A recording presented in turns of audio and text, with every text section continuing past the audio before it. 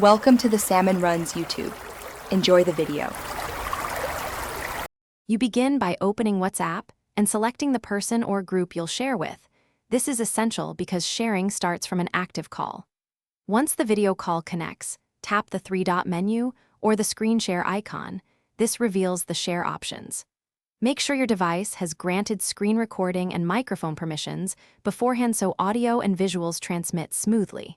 You're setting the foundation so that when you share, viewers see exactly what you intend without repeated permission prompts, or once done with permissions, choose whether to share your entire screen, a single app, or a browser tab. This decision affects privacy and performance. You select full screen for seamless switching between apps or pick an app window to limit exposure of other content. Make sure to mute or pause unrelated apps and disable notifications so personal alerts don't pop up. If you need sound, toggle system audio sharing. This ensures viewers hear app audio clearly while you narrate what they're seeing. To finish, tap Stop Sharing and End Call when done so you close the stream and protect privacy.